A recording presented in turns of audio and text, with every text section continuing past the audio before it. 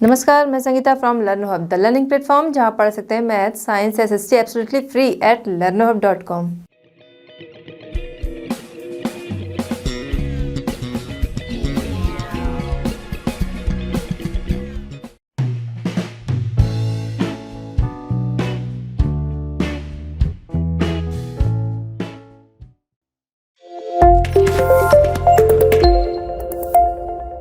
चलिए बच्चों, हम स्टार्ट करते हैं आज का चैप्टर। क्वेश्चन नंबर 1 हमारा, choose the right answer from the 4 alternatives given below. 4 alternatives दिए गए हैं, जो राइट आंसर है वो आपको चूज करना है। चलिए देखते हैं बच्चों, इसमें फर्स्ट क्वेश्चन क्या है। क्वेश्चन है, in which of the following states is the Wular lake located. Wular lake जो है वो किस स्टेट में लोकेटेड है, तो इसके ऑप्शन पहले हम देखते हैं। ए है Rajasthan, B Uttar Pradesh, C Punjab and D है जम्मू एंड कश्मीर। अब ये कहाँ लोकेटेड है उसके पहले हम कुछ जान लेते हैं। वुलर लेक जो है वो इंडिया की मोस्ट स्वीट वाटर लेक है। इसके अलावा ये जियोलॉजिकल प्रोसेस से बनी हुई नेचुरल लेक है। तो बच्चों ये आपको ध्यान में रखना है कि जो वुलर लेक है वो स्वीट वाटर वाली नेचुरल लेक है और स्वीट वाटर वाली लेक है। ये आपको ध्यान में रखना है, ये पक्का कर लेना है। अब ये स्थित कहाँ है ये हम जान लेते हैं। ये स्थित है जम्मू एंड कश्मीर। जम्मू एंड कश्मीर, ये रहा वुलर लेक, यहाँ सिचुएटेड है। तो वुलर लेक जो है वो जम्मू एंड कश्मीर में स्थित है। क्वेश्चन नंबर 1 का ऑप्शन डी हमारा करेक्ट है, जम्मू एंड कश्मीर। नेक्स्ट हम आते हैं क्वेश्चन नंबर 2, इसमें देखते हैं। The river Narmada has its source at. Narmada river का सोर्स कहाँ से है वो हम देखते हैं। ऑप्शन पहले ए है Satpura, B Brahmagiri, C Amarkantak and D है slope of the Western Ghats. तो इसमें से करेक्ट आंसर क्या है? करेक्ट आंसर ये है बच्चों कि जो नर्मदा रिवर है वो नियर ऑफ अमरकंटक हिल इन मध्य प्रदेश में अमरकंटक हिल के पास इसका सोर्स है। नर्मदा रिवर का सोर्स जो है वो अमरकंटक हिल के पास से है। ये हमारा मध्य प्रदेश है, यहाँ है अमरकंटक हिल, या इसके पास से ये इसका सोर्स निकला है, ये हमारी नर्मदा रिवर है। तो ये मध्य प्रदेश है, मध्य प्रदेश में ही अमरकंटक हिल है, उसके पास से इसका सोर्स है, इसका उद्गम स्थल है। तो ये हमारी नर्मदा रिवर हो गई। तो जो इसमें करेक्ट आंसर है ऑप्शन सी, इसमें सेकंड क्वेश्चन का ऑप्शन सी जो है अमरकंटक, ये राइट आंसर है। चलिए बच्चों, अब हम इसमें देखते हैं क्वेश्चन नंबर 3। क्वेश्चन हमारा है, which one of the following lakes is a salt water lake. Salt water वाली लेक कौन सी है? ऑप्शन देखते हैं पहले। ए है सांभर, बी डल, सी वुलर। वुलर के बारे में अभी हमने पहले ही देख लिया कि वो मीठे पानी वाली स्वीट वाटर वाली लेक है। नेक्स्ट है डी गोविंद सागर। तो बच्चों जो सांभर है, सांभर को हम सांभर से ही कनेक्ट कर लेते हैं। सांभर होता है सॉल्टी, तो जो हमारी सांभर लेक है वो हुई सॉल्ट वाटर वाली लेक। तो इसी से आप इसको याद रखिएगा, कंफ्यूज नहीं होइएगा कि सांभर जो है वो सॉल्ट वाटर वाली लेक है। सांभर सिचुएटेड कहाँ है? ये रहा हमारा राजस्थान में सांभर लेक जो है वो है सिचुएटेड। नेक्स्ट हम आते हैं इसमें क्वेश्चन नंबर 4। क्वेश्चन नंबर 4 हमारा है, which one of the following is the longest river of the peninsular India. अब देखिए बच्चों, इसमें ध्यान देना है, पेनिनसुलर रिवर इंडिया की लॉन्गेस्ट रिवर पूछा है। तो ऑप्शन देखते हैं पहले। ए है नर्मदा, बी कृष्णा, सी है गोदावरी, डी है महानदी। तो पेनिनसुलर इंडिया की लॉन्गेस्ट रिवर है ऑप्शन सी गोदावरी। गोदावरी जो है वो पेनिनसुलर इंडिया की लॉन्गेस्ट रिवर है, जिसकी लेंथ जो है वो अबाउट 1465 किलोमीटर है। 1465 किलोमीटर इसकी लेंथ है। तो गोदावरी है कहाँ? ये देखिए, ये हमारी गोदावरी रिवर है ये। और पेनिनसुलर इंडिया का पोर्शन ये हमारा आता है, ये पोर्शन आता है हमारा पेनिनसुलर इंडिया का। ये पूरा पोर्शन जो है ये हमारा आता है पेनिनसुलर इंडिया का, यहाँ तक कि श्रीलंका भी जो है वो उसी में। ये जो पूरा पोर्शन हमारा है ये पेनिनसुलर इंडिया का पोर्शन है। तो पेनिनसुलर इंडिया की जो लॉन्गेस्ट रिवर है वो है हमारी गोदावरी। ये रही गोदावरी रिवर। नेक्स्ट हम आते हैं, which one amongst the following rivers flows through a rift valley.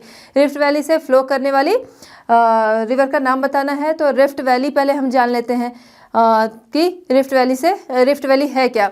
बच्चों, जो टेक्टोनिक्स प्लेट्स होती हैं, जब उन पे कोई दबाव पड़ता है या खिंचाव पड़ता है तो क्या होता है, ये टूट जाती हैं या अपनी जगह से खिसक जाती हैं, जिसकी वजह से एक लाइनर शेप बन जाता है इसमें, जिसे कि कहते हैं रिफ्ट वैली। तो ऑप्शन देखते हैं पहले इसमें कि ऑप्शन जो हैं वो हमारे क्या हैं। ऑप्शन ए है महानदी, बी है तुंगभद्रा, सी कृष्णा एंड डी है तापी। तो जो लाइनर शेप ये बन जाता है, इससे फ्लो करने वाली रिवर हमारी है तापी। ऑप्शन डी जो है वो करेक्ट है, तापी, जो कि रिफ्ट वैली से फ्लो करती है। चलिए बच्चों, अब हम आते हैं क्वेश्चन नंबर 2। क्वेश्चन नंबर 2 हमारा answer the following questions briefly. Answer देना है। इसमें फर्स्ट क्वेश्चन क्या है, what is mean by a water divide, give an example. Water divide किसे कहते हैं, एग्जांपल के साथ बताना है। तो वाटर डिवाइड बच्चों किसे कहते हैं, आइए आंसर देखते हैं। Any elevated area such as a mountain और an upland separates two drainage basins, such an upland is known as a water divide। कोई भी एलिवेटेड एरिया या फिर कोई अपलैंड जो कि 2 ड्रेनेज बेसिन्स को एक दूसरे से सेपरेट करता हो, उसे कहते हैं वाटर डिवाइड। ये कोई अपलैंड भी हो सकता है, ये कोई माउंटेन भी हो सकता है। जैसे 2 नदियाँ बह रही हैं, अब वो 2 नदियाँ अलग अलग कैसे हैं, वो कोई वाटर डिवाइड है जो कि कोई एलिवेटेड एरिया है या फिर कोई अपलैंड है। जैसे ये देखिए, ये 2 नदियाँ हैं, एक रिवर ये हो गई, एक रिवर ये हो गई, इसका ये बीच का पोर्शन है। ये एक रिवर ये हमारी है, एक ये है, 2 रिवर्स ये हमारी हो गई।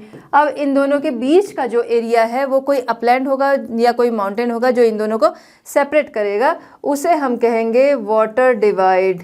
ये कोई अपलैंड है या कोई एलिवेटेड एरिया है, ऊंचा एरिया है, या फिर कोई ऊंची भूमि है, वो कोई माउंटेन भी हो सकता है। तो वो जो इन दोनों को 2 रिवर्स को जो डिवाइड कर रहा है, 2 रिवर बेसिन्स को जो डिवाइड कर रहा है, सेपरेट कर रहा है, उसे कहते हैं वाटर डिवाइड। अब Ambala is a water divide between Sindhu and Ganga. Sindhu and Ganga के बीच का एक जो अम्बाला है वो वाटर डिवाइड है। अम्बाला एक वाटर डिवाइड है जो कि सिंधु और गंगा के बीच में है। ये जैसे मान लीजिए ये आपकी सिंधु हो गई, ये गंगा हो गई, इन दोनों के बीच का, तो ये अम्बाला। नेक्स्ट हम आते हैं इसमें क्वेश्चन नंबर 2। क्वेश्चन नंबर 2 हमारा है, which is the largest river basin in India. India की लार्जेस्ट रिवर बेसिन गंगा है। तो Ganga is the largest river basin in India. Ganga जो है वो इंडिया की लार्जेस्ट रिवर बेसिन है। नेक्स्ट हम आते हैं थर्ड क्वेश्चन इसमें है हमारा, where do the rivers Indus and Ganga have their origin. Indus और गंगा की ओरिजिन पूछा है। तो इंडस जिसे कि सिंधु भी कहते हैं, उसकी ओरिजिन कहाँ है, उसकी ओरिजिन है तिब्बत में नियर मानसरोवर लेक। इंडस की जो ओरिजिन है वो तिब्बत में है, नियर ऑफ मानसरोवर लेक। वहीं हम गंगा की ओरिजिन देखते हैं, origin of the river Ganga, Gangotri glacier जो कि उत्तराखंड या उत्तरांचल कह सकते हैं। तो गंगोत्री ग्लेशियर है गंगा की ओरिजिन। चलिए बच्चों, अब हम आते हैं क्वेश्चन नंबर 2 के 4th क्वेश्चन पे। क्वेश्चन हमारा है, name the 2 head streams of the Ganga, where do they meet to from the Ganga. Ganga की 2 मेन हेड स्ट्रीम के नाम बताने हैं और वो गंगा से कहाँ मिलती हैं। तो गंगा की 2 मेन हेड स्ट्रीम के नाम हैं, वो हैं Alaknanda and Bhagirathi. Name the 2 head stream of the Ganga, first है अलकनंदा, सेकंड है भागीरथी। अब ये दोनों गंगा से मिलते कहाँ हैं, ये दोनों देवप्रयाग यानी कि उत्तराखंड, देवप्रयाग में ये दोनों गंगा से मिलते हैं। देवप्रयाग में गंगा से अलकनंदा और भागीरथी जो कि गंगा की मेन हेड स्ट्रीम है, वो दोनों मिलते हैं Ganga at Devprayag. They meet from Ganga at Devprayag. Next हम आते हैं इसमें क्वेश्चन नंबर 5। क्वेश्चन नंबर 5 हमारा है, why does the Brahmaputra in its Tibetan part have less silt despite a longer course. Brahmaputra जो कि तिब्बत में एक लंबी नदी है, उसके बावजूद वहाँ पे इसमें कम सिल्ट क्यों पाए जाते हैं। आइए आंसर देखते हैं पहले। In Tibet the river carries a smaller volume of water and less silt as it is a cold and a dry area. Tibet का जो क्लाइमेट है वो कोल्ड और ड्राई है। वहाँ का क्लाइमेट कोल्ड और ड्राई होने की वजह से वहाँ बारिश कम होती है। बारिश कम होने की वजह से वहाँ पे ब्रह्मपुत्र जो रिवर है उसमें वाटर जो है वो कम होता है। कम वाटर होता है, इस वजह से उसका फ्लो भी कम होता है और उसमें सिल्ट भी कम पाया जाता है। कम वाटर की वजह से फ्लो कम और सिल्ट भी कम पाया जाता है। वही रिवर जब इंडिया में आती है तो इंडिया में ज़्यादा बारिश की वजह से उसमें वाटर भी ज़्यादा होता है और इसके अलावा सिल्ट भी इंडिया में ज़्यादा पाया जाता है। In India it passes through a region of high rainfall. India में हाई रेनफॉल है। Here the river carries a large volume of water and considerable amount of silt. ज़्यादा मात्रा में इसमें यहाँ पे वाटर भी होता है और सिल्ट भी इसी वजह से यह इसमें ज़्यादा पाया जाता है। इंडिया में ब्रह्मपुत्रा में सिल्ट और वाटर दोनों ज़्यादा पाया जाता है, और तिब्बत में वहाँ का जो क्लाइमेट है वो कोल्ड एंड ड्राई है, जिसकी वजह से बारिश कम होती है, और कम बारिश की वजह से इसमें वाटर कम होता है, और सिल्ट भी वहाँ पे इसी वजह से वहाँ पे सिल्ट जो है उसमें कम पाया जाता है। चलिए बच्चों, अब हम इसमें आते हैं क्वेश्चन नंबर 6। क्वेश्चन हमारा है which two peninsular rivers flow through a trough. Through a trough flow करने वाली दो पेनिनसुलर रिवर्स के नाम बताने हैं। तो दो पेनिनसुलर रिवर्स जो थ्रू अ ट्रफ फ्लो करती हैं, फर्स्ट है नर्मदा एंड सेकंड है तापी। अभी हमने पहले के क्वेश्चन में देखा रिफ्ट वैली से फ्लो करने वाली तापी, तो रिफ्ट वैली या through a trough same question है, या फिर हिंदी में आएगा गर्त से बहने वाली नदियाँ, ये सेम है। तो इसमें हम लिखेंगे Narmada and Tapi. Through a trough flow करने वाली दो पेनिनसुलर रिवर्स हमारी है नर्मदा एंड तापी। नेक्स्ट हम आते हैं इसमें बच्चों क्वेश्चन नंबर 7। क्वेश्चन नंबर 7 हमारा क्या है, state some economic benefits of rivers and lakes. Rivers and lakes के बेनिफिट्स, इकोनॉमिक बेनिफिट्स पूछा है। तो बच्चों इसमें से काफ़ी कुछ तो आपको आइडिया होगा ही। जो रिवर्स हैं वो हमेशा से ही मानव को आकर्षित करती रही हैं। मानव को ह्यूमन हिस्ट्री में रिवर्स जो हैं उनका बहुत ज़्यादा महत्व हमेशा से रहा है। बहुत सारी ह्यूमन एक्टिविटीज़ होती हैं जिनके लिए वाटर ऑफ रिवर्स जो है, नदियों का जो जल है वो एक नेचुरल रिसोर्स है। उससे इंसान की बहुत सारी ज़रूरतें पूरी होती हैं। बहुत सारे इंसान के काम हैं जो कि नदियों के जल से पूरे होते हैं। वो चाहे नदियों का जल डायरेक्ट हम नदी से लें या फिर हमारे घरों में जो आता है वो भी उन्हीं से आता है। तो बहुत सारे मानव क्रियाकलापों के लिए नदियों का जो जल है वो बहुत ही ज़रूरी है। इसके बाद हम देखते हैं आंसर देखते हैं, river have been of fundamental importance throughout the human history. Water from rivers is a basic natural resource essential for various human activities. बहुत सारी ह्यूमन एक्टिविटीज़ के लिए। नेक्स्ट इसमें हम क्या देखते हैं, therefore river banks have attracted settlers from ancient times. बहुत पुराने टाइम से, एंशियंट टाइम से ही हमने देखा है कि रिवर बैंक्स, नदियों के जो किनारे हैं वो लोगों को रहने के लिए अट्रैक्ट करते रहे हैं। वहाँ पानी है, वहाँ खेती अच्छी हो सकती है। तो धीरे धीरे लोगों ने पहले वहाँ पे कुछ लोग वहाँ पे बसना शुरू किया कुछ लोगों ने। उसके बाद उन्हें लगा कि हाँ यहाँ पे रहना ज़्यादा अच्छा है। वो रिवर बैंक्स जो थे उन्होंने उन्हें अट्रैक्ट किया। वहाँ पे खेती अच्छी होती थी, जिसके लिए धीरे धीरे वहाँ पर लोगों की संख्या बढ़ने लगी और ज़्यादा लोग वहाँ बसने लगे, जिन्होंने एक बिग सिटी का रूप ले लिया। पहले वहाँ कम लोग बसते थे, ज़्यादा लोगों के बसने की वजह से बड़े शहर का रूप ले लिया। The settlements have now become big cities. अब वो बिग सिटीज़ में चेंज हो चुके हैं। नेक्स्ट हम क्या देखते हैं, using rivers for irrigation, navigation, hydro power generation. अब देखिए रिवर एंड लेक्स जो हैं तो ये इरिगेशन के लिए इंडिया जैसी कंट्री जहाँ पर हमारी इकोनॉमी का 67% जो है वो एग्रीकल्चर से ही आता है।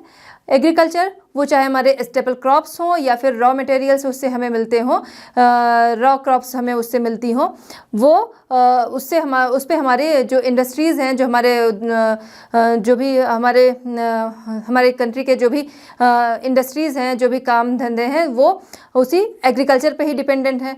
तो ऐसी जगह पे जहाँ पर एग्रीकल्चर पे ही डिपेंडेंट है, वहाँ अच्छी खेती की ज़रूरत है, अच्छे कृषि की ज़रूरत है, अच्छे एग्रीकल्चर की ज़रूरत है, जिसके लिए कि सिंचाई की बहुत ज़्यादा ज़रूरत है।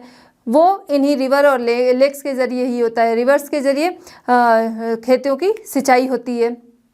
तो उससे हम क्या देखते हैं कि उससे कृषि अच्छी होती है, खेती अच्छी होती है, जिसकी वजह से इकोनॉमिक बेनिफिट्स हैं कि उसे लोग बेचते हैं, उससे बहुत सारे काम शुरू किए जाते हैं, बहुत सारे कामों में वो उसका यूज़ होता है। नेक्स्ट क्या हम देखते हैं, नेविगेशन जो रिवर्स हैं, लेक्स हैं, यहाँ पर नेविगेशन लोग वहाँ इन जगहों पे ये जगहें जो हैं रिवर्स और लेक्स जो हैं वो टूरिज़्म को बढ़ावा देती हैं, टूरिज़्म को अट्रैक्ट करती हैं। लोग आते हैं वहाँ पर और वहाँ पे जिससे नेविगेशन को बढ़ावा मिलता है। ये भी लोगों की जीविका का एक स्रोत है। लोगों को इससे भी बहुत सारे इकोनॉमिक बेनिफिट्स मिलते हैं। लोग वहाँ आते हैं, टूरिस्ट बन के आते हैं, घूमते हैं और नेविगेशन को उससे बढ़ावा मिलता है। उसके अलावा ये जो लेक्स और रिवर्स हैं, इनके आसपास बहुत सारी शॉप्स होती हैं, वहाँ पे बहुत सारी चीज़ें मिलती हैं, जिससे कि वहाँ आसपास जो भी शॉप्स हैं उन लोगों को इकोनॉमिक बेनिफिट्स हैं। उसके बाद हम देखते हैं हाइड्रो पावर जनरेशन अगर हम देखते हैं तो हमारे बहुत सारे उद्योग धंधे, हमारे बहुत सारे काम जो हैं वो इलेक्ट्रिसिटी पे ही डिपेंडेंट है।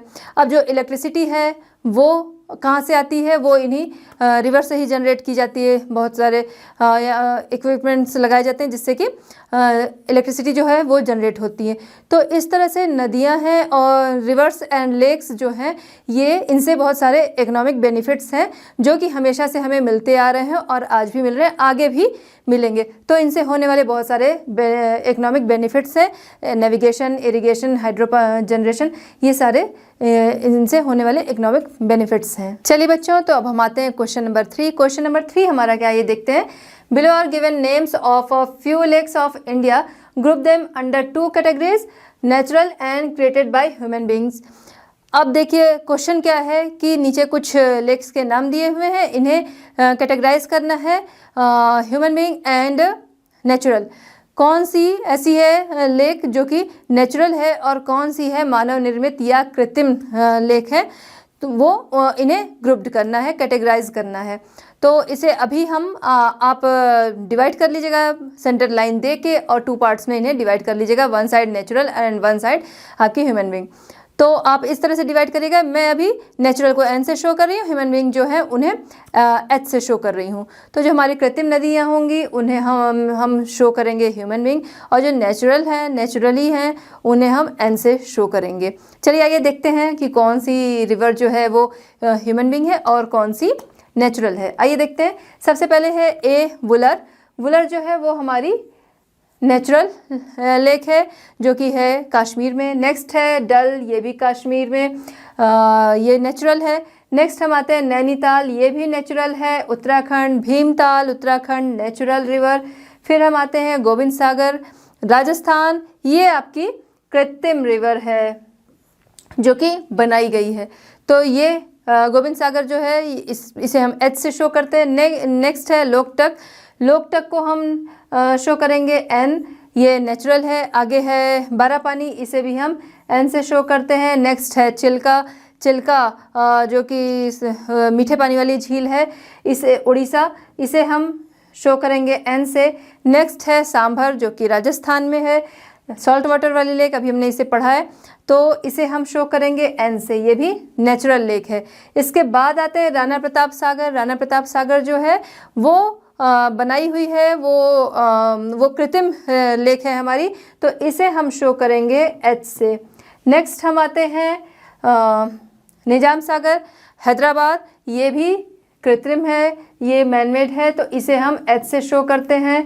नेक्स्ट है पुलिकट। पुलिकट तमिलनाडु, जिसे कि हम शो करेंगे एन से। नेक्स्ट है नागार्जुन आंध्र प्रदेश, ये है एच।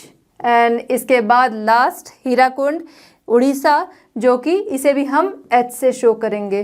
तो बच्चों इस तरह से आपको इन्हें कैटेगराइज कर देना है, सेंटर में लाइन देके कौन सी कृत्रिम रिवर्स है और कौन सी नेचुरल है वो आपको लिखना है, वो आपको उस तरह से ग्रुप्ड करके लिखना है, कैटेगराइज करके लिखना है। चलिए बच्चों, अब हम आते हैं क्वेश्चन नंबर 4। क्वेश्चन नंबर 4 हमारा discuss the significant difference between the Himalayan and peninsular reverse. Himalayan और पेनिनसुलर रिवर्स के बीच में डिफरेंस बताना है। अब क्या है कि इसको बताने के लिए पहले हम सेंटर से लाइन देंगे, फिर उसके वन साइड पे हम लिखेंगे Himalayan reverse and other side पे होगा पेनिनसुलर रिवर्स, फिर इनमें हम डिफरेंस बताएंगे। तो फर्स्ट है हिमालयन रिवर्स। हिमालयन रिवर्स जो होती हैं ये पेरिनियल रिवर्स होती हैं जो कि वर्ष भर फ्लो करती हैं, वर्ष भर ये बहती हैं। आगे हम देखते हैं पेनिनसुलर रिवर्स। पेनिनसुलर रिवर्स जो होती हैं वो सीजनल होती हैं। सीजनल होती हैं मतलब जब बारिश का पानी आता है तब इनमें पानी आता है। नेक्स्ट हम देखते हैं originate from Himalayan range and flow through out the year. Himalayan rivers जो हैं वो ओरिजिनेट होती हैं, हिमालयन रेंज से ओरिजिनेट होती हैं और उनमें पानी हमेशा रहता है, तो वर्ष भर वो फ्लो करती हैं। आगे हम देखते हैं arise from western Ghat. Peninsular reverse जो होती हैं वो अराइज होती हैं वेस्टर्न घाट से, और इनमें जो वाटर ये रिसीव करती हैं वो सिर्फ पर्टिकुलर पीरियड पे ही वाटर ये रिसीव करती हैं। Arise from western Ghats and receive water only during a particular period, जब बारिश का समय होता है।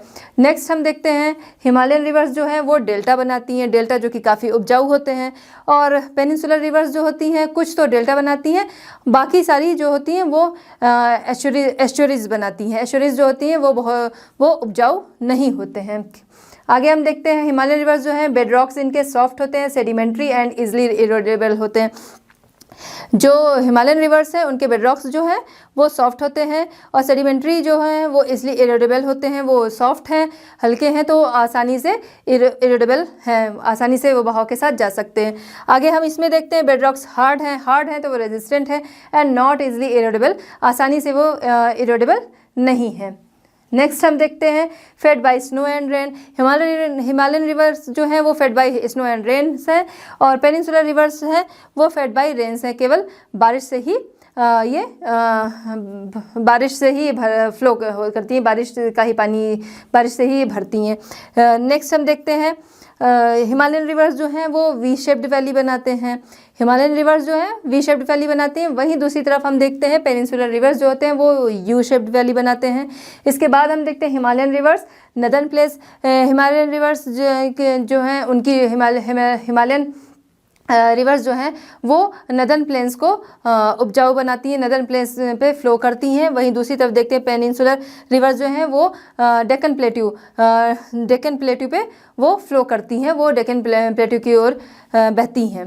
तो ये डिफरेंस है जो हिमालयन रिवर्स और पेनिनसुलर रिवर्स में है। चलिए बच्चों, अब हम आते हैं क्वेश्चन नंबर 5। क्वेश्चन नंबर 5 हमारा है compare the east flowing and the west flowing rivers of the peninsular plateau. अब देखिए इसमें करना क्या है, पेनिनसुलर प्लेट्यू की ईस्ट फ्लोइंग रिवर्स और वेस्ट फ्लोइंग रिवर्स को कंपेयर करना है। तो इसके लिए भी हम क्या करेंगे, सेंटर में लाइन देंगे और लाइन के वन साइड पे east flowing rivers and other side पे हम लिखेंगे वेस्ट फ्लोइंग रिवर्स। अब देखिए ईस्ट फ्लोइंग रिवर्स जो है many big reverse, Mahanadi, Godavari, Kaveri, Krishna. जो ईस्ट फ्लोइंग रिवर्स है उनमें बहुत सारी बड़ी नदियाँ आती हैं, महानदी, कावेरी, कृष्णा, गोदावरी। आगे हम वेस्ट फ्लोइंग रिवर्स देखते हैं, इनकी सिर्फ 2 ही बड़ी नदियाँ, बाकी नदियाँ इनकी छोटी हैं। तो बड़ी नदियाँ कौन सी, नर्मदा और तापी। नर्मदा, तापी वेस्ट फ्लोइंग की 2 बड़ी रिवर्स हैं। नेक्स्ट हम देखते हैं, अगर क्वेश्चन ऐसे भी आता है 2 big rivers of west flowing तो आप उसमें नर्मदा एंड तापी लिख सकते हैं। आगे हम देखते हैं falls into Bay of Bengal. जो ईस्ट फ्लोइंग रिवर्स होती हैं वो बे ऑफ बंगाल में गिरती हैं, वहीं वेस्ट फ्लोइंग रिवर्स जो होती हैं वो अरेबियन सी में फॉल करती हैं। Falls into Arabian Sea, west flowing rivers falls into Arabian Sea. Next हम देखते हैं बिल्ड अ डेल्टा। जो ईस्ट फ्लोइंग रिवर्स होती हैं वो डेल्टा बनाती हैं, वहीं दूसरी तरफ हम देखते हैं कि वेस्ट फ्लोइंग रिवर्स जो होती हैं वो एस्चुअरी बनाती हैं। आगे हम क्या देखते हैं, कैरियर लॉट ऑफ सेडिमेंट्स। जो ईस्ट फ्लोइंग रिवर्स होती हैं वो अपने साथ बहुत सारे सेडिमेंट्स लाती हैं और वहीं दूसरी तरफ हम देखते हैं वेस्ट फ्लोइंग रिवर्स को जो कि अपने साथ बहुत कम सेडिमेंट्स लाती हैं, टेक्स वेरी फ्यू सेडिमेंट्स, उनके साथ बहुत कम सेडिमेंट्स आते हैं। चलिए बच्चों, हम देखते हैं क्वेश्चन नंबर 6। क्वेश्चन नंबर 6 हमारा है reverse important for the countries economy. किसी भी देश की अर्थव्यवस्था के लिए नदियाँ क्यों महत्वपूर्ण है या फिर नदियों का क्या महत्व है। बच्चों, नदियाँ जो हैं उनका बहुत ज़्यादा महत्व रहा है एंशिएंट टाइम से ही। मनुष्यों के लिए नहीं, हमारे फ्लोरा फाउना इन सभी के लिए नदियों का बहुत ज़्यादा महत्व रहा है। ह्यूमन अगर इकोनॉमिक बेनिफिट्स पूछें तो वो भी बहुत ज़्यादा रहा है। इंसान की बहुत सारी एक्टिविटीज़ हैं जो कि पूरी होती हैं नदियों के जल से ही। नदियों का जो जल है, वाटर ऑफ रिवर्स जो है वो एक नेचुरल रिसोर्स है बहुत सारी ह्यूमन एक्टिविटीज़ को कंप्लीट करने के लिए, फुलफ़िल करने के लिए। अब देखिए हमने देखा है कि एंशिएंट टाइम से ही जो नदियां हैं, नदियों के जो तट हैं, नदियों के जो किनारे हैं, वहाँ पर लोग बहुत पुराने टाइम से ही वहाँ पर लोगों ने बसना आरंभ कर दिया। सबसे पहले लोग घनी जो आबादी, जो ज़्यादा पॉपुलेशन बसना शुरू हुई वो नदियों के आसपास ही। क्यों? क्योंकि वहाँ का क्लाइमेट, उसके अलावा वहाँ पे एग्रीकल्चर, खेती अच्छे से हो जाती थी जिससे लोगों को अच्छे से उनका भोजन मिल जाता था। उसके बाद हम देखते हैं धीरे धीरे लोग वहाँ पे नदियों के जो आसपास के एरिया होता है वहाँ लोगों का बसना बहुत ज़्यादा हो गया। धीरे धीरे वहाँ पे बहुत सारे लोग आके रहने लगे, जिससे कि जो वहाँ पे उसके आसपास का जो एरिया था उसने एक बिग सिटी का रूप ले लिया। अब ये नदियाँ जो हैं वो किस तरह से किसी भी देश की अर्थव्यवस्था के या फिर नदियों का जो इकोनॉमिक बेनिफिट्स है वो क्या है। तो सबसे पहले इसमें हम आते हैं इरिगेशन। क्योंकि इरिगेशन क्यों महत्वपूर्ण है? सबसे पहले इरिगेशन इसलिए सबसे पहले महत्वपूर्ण है क्योंकि हमारे देश की अर्थव्यवस्था का 67% जो है वो एग्रीकल्चर से ही आता है। अब हमें पता है कि एग्रीकल्चर जो भारत जैसे देश के लिए बहुत ज़रूरी है, यहाँ के ज़्यादा से ज़्यादा लोग हैं इसी से जुड़े हुए कार्यों में लगे हैं। जैसे केवल खेती करना ही नहीं होता है, इसके इक्विपमेंट्स होते हैं खेती के लिए, ये सामान जहाँ जाके बिकते हैं, फिर जो रॉ क्रॉप्स होती हैं, फिर उनसे बहुत सारी इंडस्ट्रीज़ होती हैं वो बसती हैं। तो धीरे धीरे जो एग्रीकल्चर है, तो एग्रीकल्चर जो है इन जगहों पे ही तेज़ी से बढ़ना शुरू हुआ और इसकी वजह से इकोनॉमिक बेनिफिट्स मिलने शुरू हुए। एग्रीकल्चर की वजह से इकोनॉमिक बेनिफिट्स जो हैं वो बहुत ज़्यादा है, क्योंकि हमारे यहाँ का 67% जो है हमारी आय का, अर्थव्यवस्था का, वो एग्रीकल्चर से ही आता है। तो वो चाहे केवल उपज, वो हमारी बस स्टेबल क्रॉप्स नहीं है, उसके अलावा जो हमारी ट्रेड क्रॉप्स हैं, ट्रेडिंग क्रॉप्स हैं, वो सारी इसमें आती हैं। तो इस तरह से एग्रीकल्चर की दृष्टि से अगर हम देखते हैं, इसके बाद नेविगेशन देखें तो जो रिवर्स हैं, ये नेविगेशन रिवर्स जो हैं ये लोगों को टूरिज़्म के लिए अट्रैक्ट करती हैं, टूरिस्ट को अट्रैक्ट करती हैं, टूरिज़्म को अट्रैक्ट करती हैं। रिवर्स जो होती हैं यहाँ पे लोग आते हैं, इसके आसपास जो शॉप्स लगी होती हैं वहाँ से सामान खरीदते हैं, बहुत सारी चीज़ें उनको मिलती हैं। उसके अलावा नेविगेशन है, लोग आते हैं, घूमते हैं। और इंडिया जहाँ जिसका कि मोस्ट जो इंपोर्ट और एक्सपोर्ट होता है वो वाटरवे से ही होता है, इसलिए बहुत ज़्यादा नदियाँ जो हैं वो हमारे लिए महत्वपूर्ण है। किसी भी देश के लिए नदियाँ जो हैं उनकी किसी भी देश की अर्थव्यवस्था के लिए नदियाँ जो हैं वो बहुत ही महत्वपूर्ण हैं। तो हमने देख लिया, नेविगेशन देख लिया, इरिगेशन देख लिया। इसके बाद एक और बहुत मेन पॉइंट है हाइड्रो पावर जनरेट करना। तो जो नदियाँ हैं इनमें ही बहुत सारे इक्विपमेंट्स लगाए जाते हैं जिनसे कि पावर जो है वो जनरेट होती है। हमारी डेली नीड्स हैं और उसके अलावा हमारी इंडस्ट्रीज़ हैं, हमारे ऑफिस हैं, हॉस्पिटल हैं, इन सभी जगहों पे इलेक्ट्रिसिटी चाहिए बहुत ज़्यादा। अब वो इलेक्ट्रिसिटी कहाँ से आती है? वो जनरेट होती है इन्हीं रिवर से। तो इसकी वजह से भी इकोनॉमिक जो कंडीशन है वो सुधरती है, इकोनॉमी को बहुत ज़्यादा इकोनॉमी को फ़ायदा मिलता है। तो इस तरह से नदियाँ, बहुत सारे पॉइंट्स हैं कि नदियाँ जो है उनके बहुत सारे बेनिफिट्स, इकोनॉमिक बेनिफिट्स हैं मनुष्यों के लिए। आइए अब इसका आंसर देखते हैं। Rivers have been of fundamental importance throughout the human history. Water from rivers is a basic natural resource essential for various human activities. Therefore, riverbanks have attracted settlers from ancient time. These settlements have now become big cities. जैसा कि अभी मैंने बताया कि पहले लोगों ने नदियों के किनारे रहना शुरू किया, फिर धीरे धीरे वहाँ लोग बढ़ते गए और फिर उसने एक बड़े शहर का रूप ले लिया। Using rivers for irrigation, navigation, hydro power generation is of special significance, particularly to a country like India where agriculture is the major source of livelihood of the majority of its population. यहाँ पे agriculture बहुत ज़्यादा महत्वपूर्ण है। तो इस तरह से बहुत सारे इकोनॉमिक बेनिफिट्स हैं जो इन रिवर्स के जरिए हमें मिलते हैं। आई होप कि ये आंसर जो है आपका क्लियर हो गया होगा। बच्चों, आज का चैप्टर होता है कंप्लीट। मिलते हैं next chapter and next solutions के साथ at Learno Hub. Learno Hub free है पर बेस्ट है।